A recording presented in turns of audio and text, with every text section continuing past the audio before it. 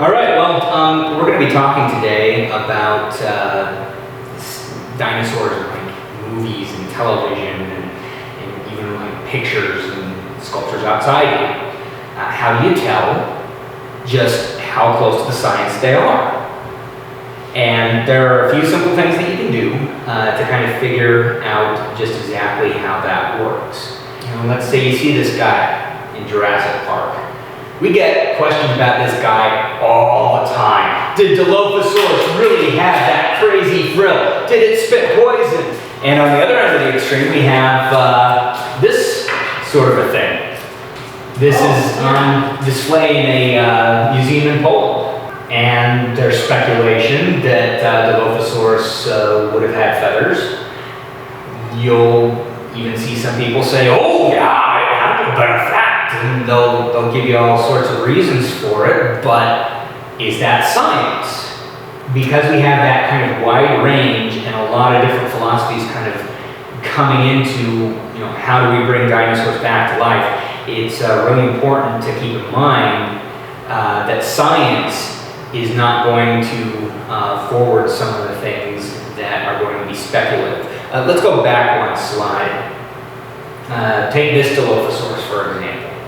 It's a little guy, right? Well, they made it a little guy because in Jurassic Park, they made the raptors big so that they could look you in the eye, so that they can be really, really scary. Because things that look us in the eye, they either make us respect them, or they scare us to death.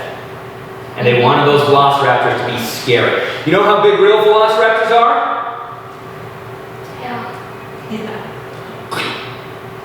They're about the size of a coyote, a little bigger than a turkey. They made the velociraptors big. Well, you can see in our park here, we've got a Dilophosaurus, and that one's life size. That's a fairly big, you know, for a dinosaur. Mm-hmm. But they had to shrink them down so that people wouldn't get confused, or at least that's what they were afraid of. Okay. Plus, they needed the Dilophosaurus to look all sorts of cute, so that the character wouldn't be afraid of it and wouldn't run away. Mm-hmm. They were setting up this whole scary moment that you see here. And so when that moment came, they had to make that Dilophosaurus look big. And so they gave it this frill, like a frilled lizard, and that made it big, and suddenly it's making these different noises, this rah, sort of a hiss sort of a thing. Okay?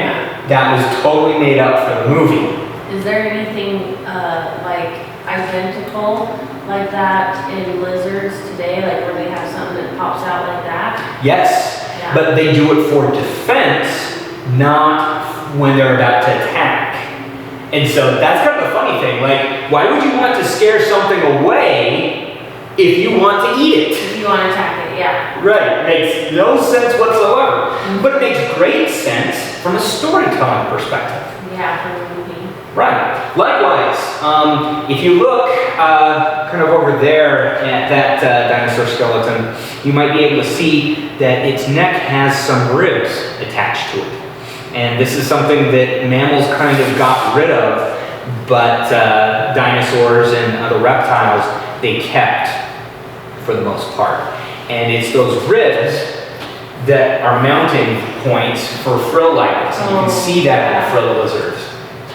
Oh, yeah. Okay? Dilophosaurus doesn't have those, so we know it couldn't do this. Mm. So that's one thing to kind of keep in mind. What is the point that the artist is trying to communicate to people? In the case of a movie like Jurassic Park, they just want to scare you.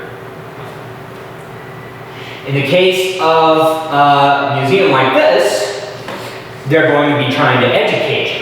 There is a fossil of Dilophosaurus or something like it that appears to have these impressions of filaments on it. It's a belly trace.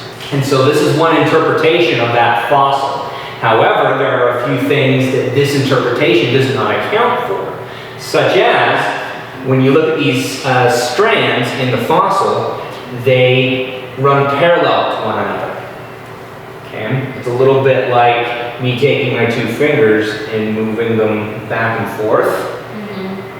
if those were actual strands of feathers or fur or something like it, they would tend to stick together, because that's what happens when your hair gets wet, right?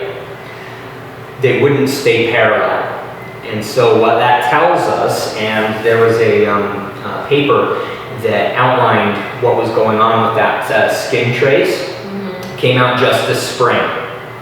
And it noted that if you've got marks like that, that's probably scales making that trace, and what we're seeing is the movement of the animal as it readjusted its position. To support that, we've even got similar traces from Brachiosaurus track marks. Okay, you know the huge guy over there?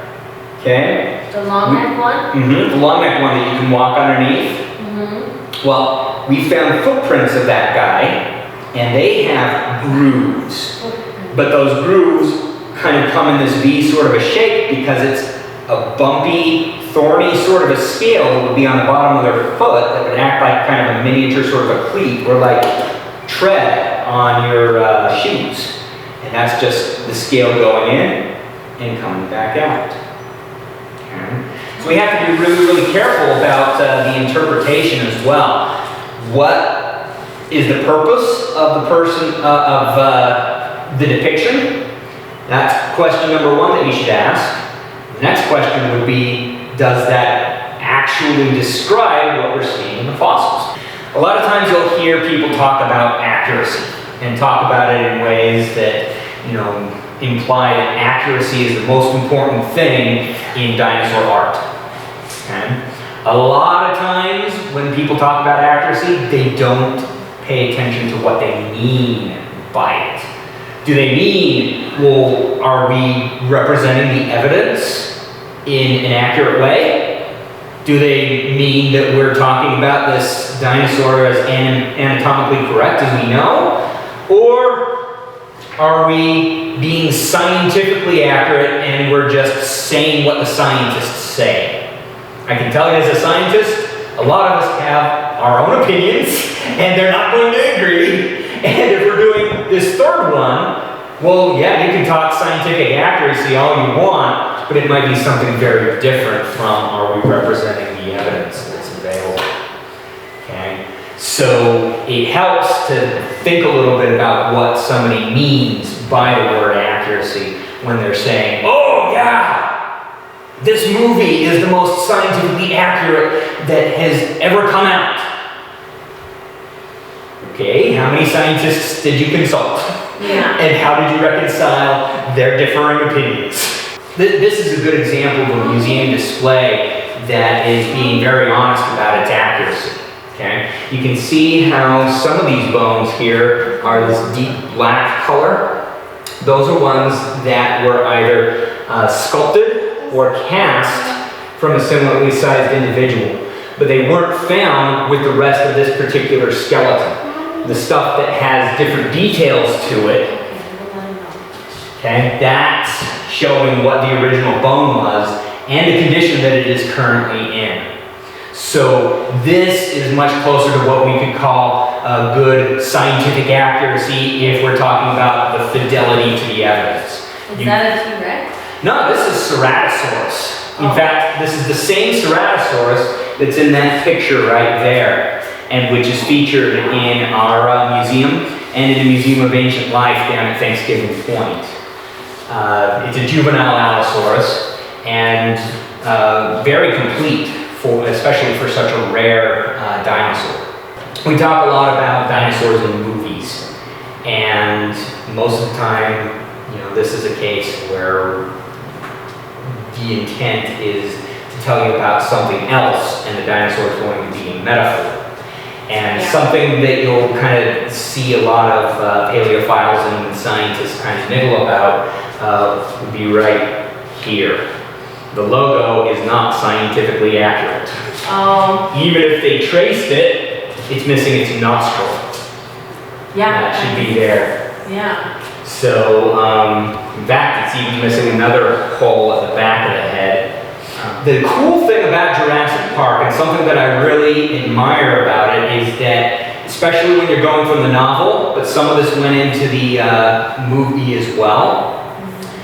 They tell you straight out that these are recreations of dinosaurs and that they're genetic creations, not actual dinosaurs.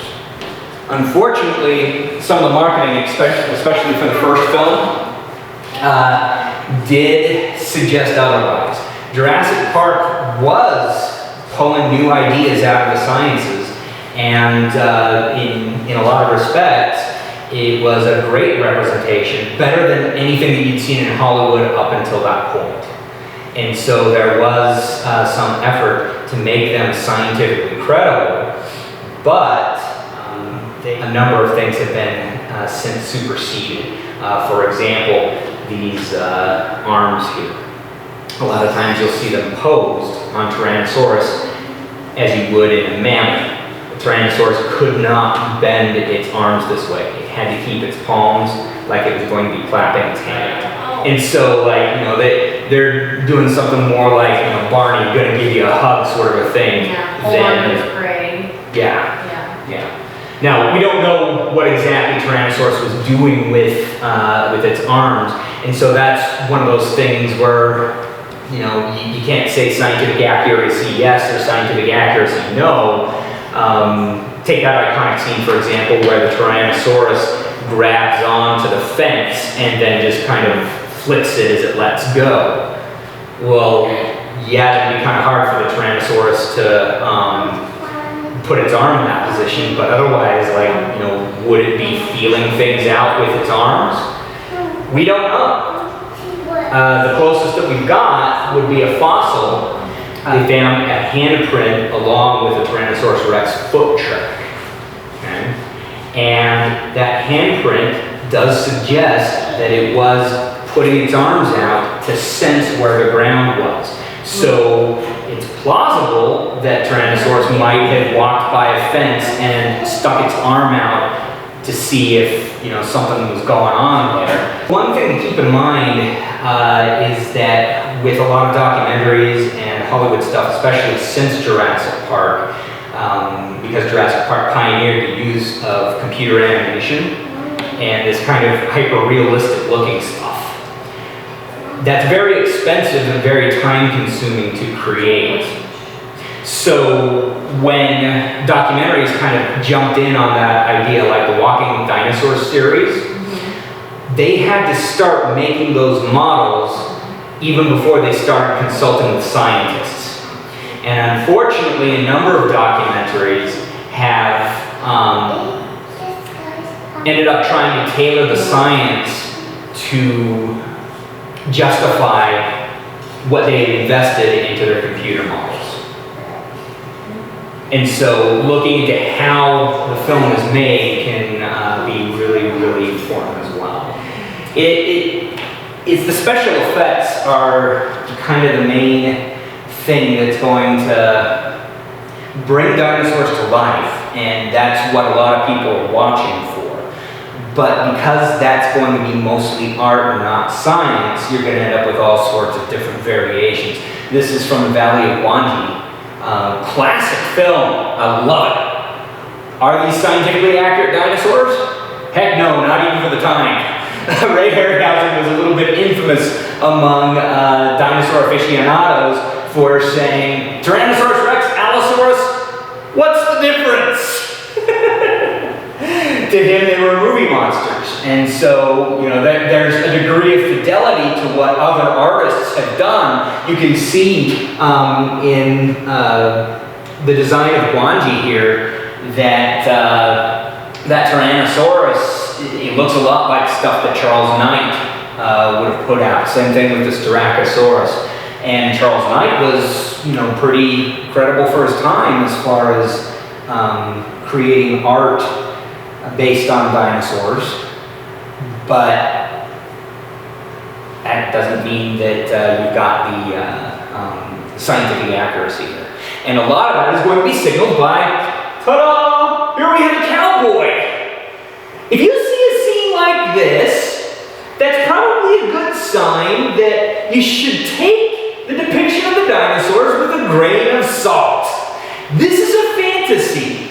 It is not meant to be something like a documentary which claims to be non-fiction. Okay, this is very clearly science fiction, or in this case, science fantasy might even be more apropos. But it's visually noted here, so that's much less of an issue than, say, if a documentary is going to be speculating in some of these ways and then saying, this is what science says, when science doesn't actually say that.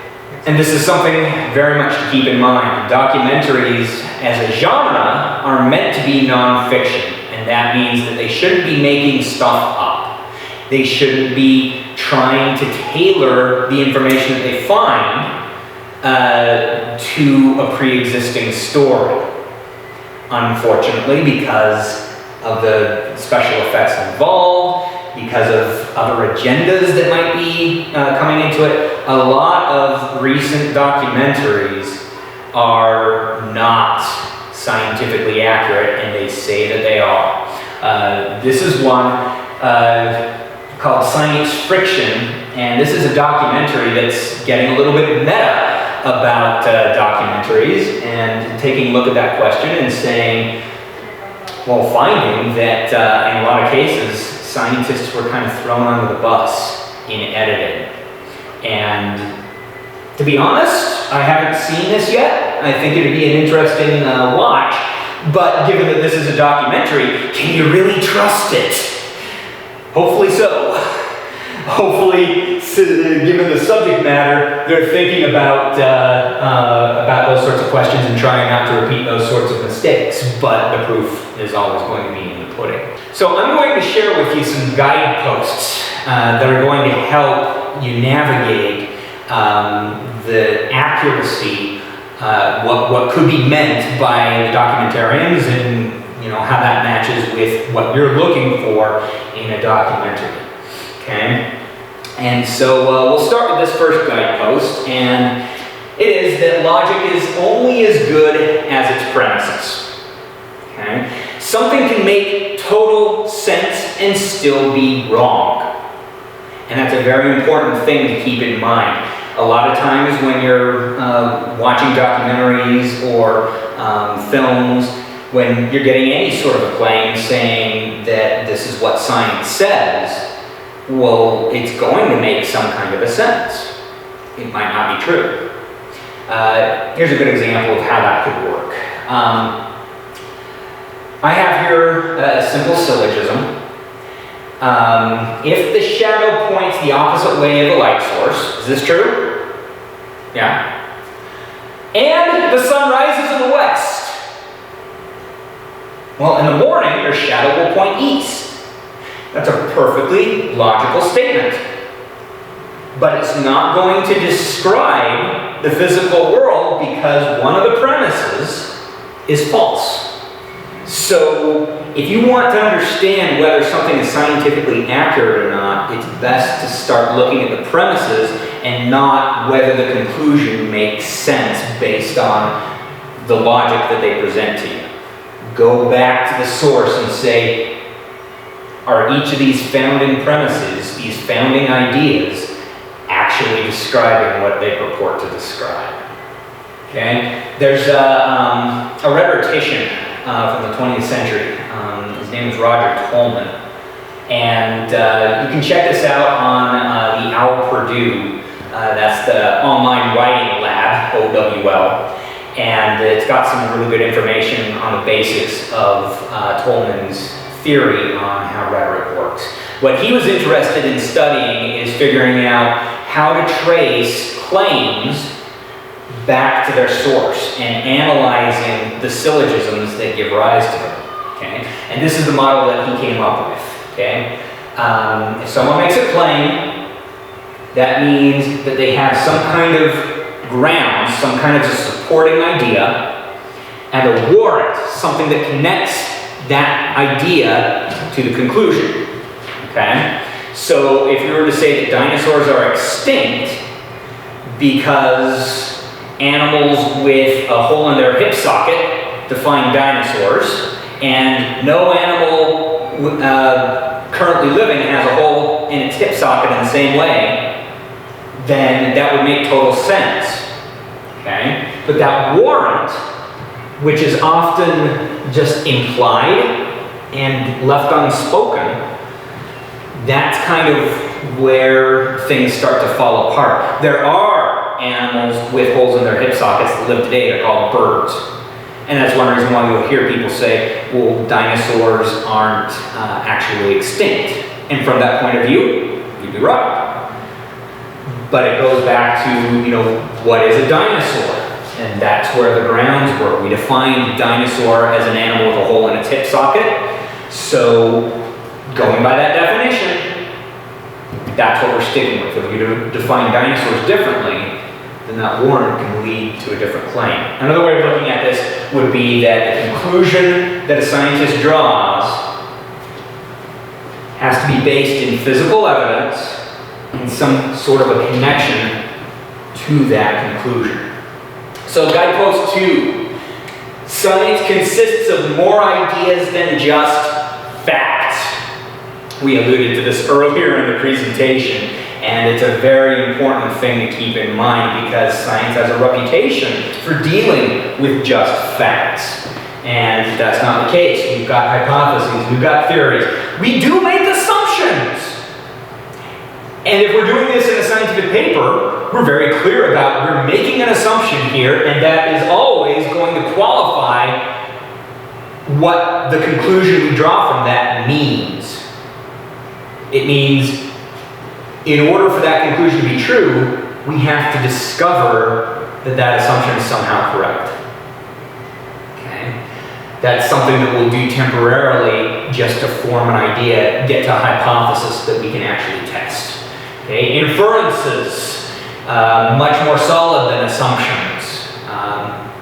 And inferences like, if you've done trigonometry, figuring out the hypotenuse of the triangle. You don't actually have to go across a river to measure how far it is from point A to point B with that river in the middle. If you know a little bit of data, you can infer how long that is. And unfortunately, sometimes we get people calling in things inferences that aren't actually inferences. We can't infer certain things about dinosaur skin, for example, just based on a phylogenetic chart. That's something for which we need a little bit more data. We can hypothesize on it, but we cannot infer it. Lots and lots of different kinds of species of different kinds of ideas. And so when you're listening to science communication or reading it or however you're getting the media, make sure that you're constantly asking yourself the question, what kind of statement is this? What kind of an idea is it? Am I being presented with facts, or am I being presented with interpretations? And usually with a little bit of logic and working out what's going on with those premises, you can figure out just exactly what's being said and how reliable it is. Guidepost 3. Very important.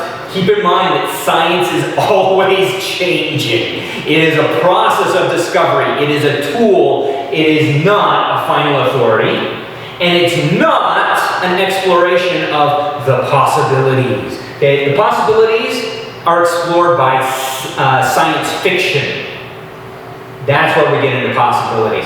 When it comes to science, we are trying to disprove possibilities because we don't want possibilities. We're not exploring possibilities. We want to describe the physical universe as it is, as close as we can get in our understanding. And that means we have to use a lot of deductive reasoning where we deduce which possibilities are probabilities or fact or some of these other ideas. Possibility is not a scientific standard. So if somebody is saying, it's possible, they're not giving me science, they're giving me science fiction.